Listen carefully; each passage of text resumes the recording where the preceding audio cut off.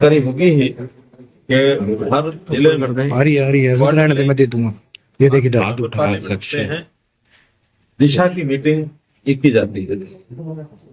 और करनाल और पानीपत दोनों जिलों की दिशा मीटिंग्स मैंने की है। करनाल पानीपत कल की थी और करनाल की भी की है। और ऐसी दिशा मीटिंग में जो महत्वपूर्ण विभाग होते हैं, खास करके सेंट्रली स्पॉन्सर्ड स्कीम्स, उन विभागों की स्कीमों पर चर्चा की जाती है। इस बार एक विशेष प्रयोग किया है कि बजाय जितनी स्कीमें सब पर चर्चा करें, क्योंकि ऐसी स्कीमें जिलों के लिए 80-85 के आसपास है जिनका रिव्यू करना चाहिए। लेकिन अनुभव यह है कि इतनी ज्यादा स्कीमों का रिव्यू करने के बाद जो वास्तव में इतनी चर्चा होनी चाहिए हो नहीं पाती है। इस बार हमने 22 स्कीमें पहले से बताई थी कि इन 22 स्कीमों पर ही चर्चा करेंगे। वही 22 स्कीमें कल पानीपत में चर्चा की थी, वही 22 स्कीमें आज चर्चा की है। तो 22 स्कीमों के अंतर्गत 11 विभागों की स्कीमें थी। कुल मिलाकर कृषि विभाग के अंतर्गत जो एक स्कीम है, आत्मा नाम है स्कीम का, उसमें प्राकृतिक खेती का प्रशिक्षण और उनको कैसे अपनी खेती में ज्यादा से ज्यादा उपलब्धि हो, तकनीक अच्छी कैसे सिखाई जाए, कैसे ट्रेनिंग के कार्यक्रम होते हैं, तो इस पर जो है चर्चा की गई। प्रधानमंत्री एम्प्लॉयमेंट गारंटी प्रोग्राम, इसके अंतर्गत भी जितने भी लोगों ने आवेदन किया है उसमें काफी अभी मुझे कमी लगी है। यही कहा है कि इनको और ज्यादा इसके अंदर आवेदन कराने चाहिए और आवेदन कराने के बाद बैंक के माध्यम से स्कीम चलती है, बैंकों में जो आने वाली कठिनाइयां उनको दूर करें, ताकि रोजगार के लिए 50 लाख यानी इंडस्ट्री के लिए 50 लाख और सामान्य रोजगार व्यापार करने के लिए 20 लाख और उसमें 10%, 30%, 35% ये सब्सिडी दी जाती है। तो इस सब्सिडी का प्रावधान भी है, युवकों के लिए बहुत अच्छी स्कीम है। इस स्कीम में और ज्यादा इसको रजिस्ट्रेशन को बढ़ा करके काम किया जाए। पीएम आवास योजना, पीएम आवास योजना के अंतर्गत चाहे ग्रामीण हो चाहे शहरी हो, जो गरीब परिवार हैं उसमें पिछले 5 साल में तो उपलब्धि काफी अच्छी हुई है। अगले 5 साल के लिए 3 करोड़ मकानों की घोषणा की गई है। 1 करोड़ शहरी, 2 करोड़ ग्रामीण, देशभर हर प्रदेश को कहा गया है कि ज्यादा ज्यादा रजिस्ट्रेशन करा करके अपनी डिमांड प्रस्तुत करें, ताकि उनके टारगेट जो है बाद में तय किए जाएंगे।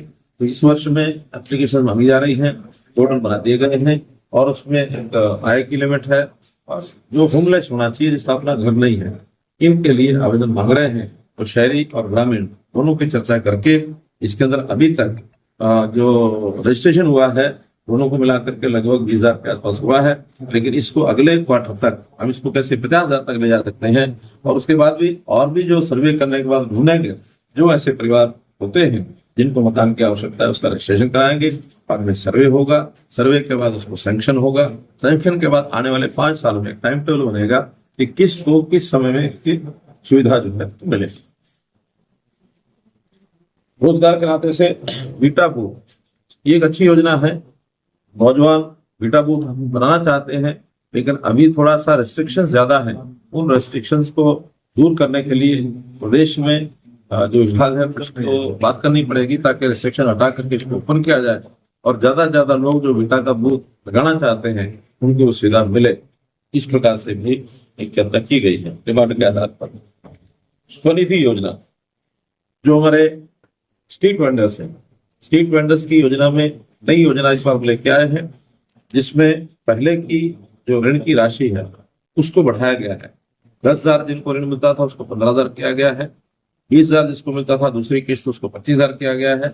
और जिसको 50,000 मिलता था, 50,000 के साथ साथ एक 30,000 रुपए का एक क्रेडिट कार्ड ये उनको दिया जा रहा था कि उसको रिवॉल्विंग में लगातार 30,000 में उसका यूज कर सके।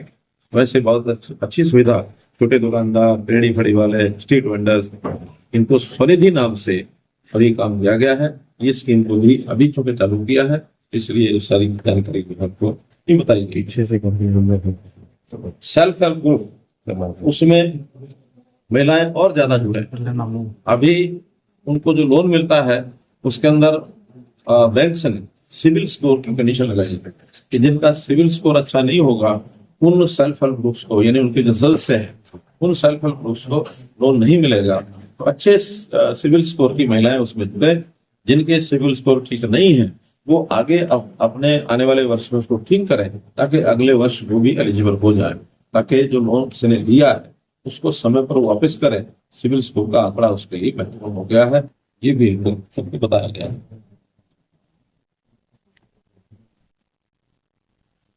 तो इस प्रकार से मुख्य रूप से जो करणीय चीजें हैं वो सब ये है।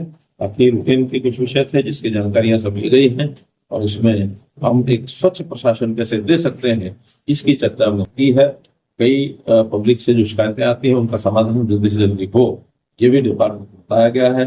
इसमें बहुत बार यहाँ जो ढिलाई बरती जाती है उसको ढिलाई को दूर करने के लिए अगले 3 महीने के बाद फिर बैठक होगी, उस विभागों को बताया गया है ताकि उसको ढिलाई को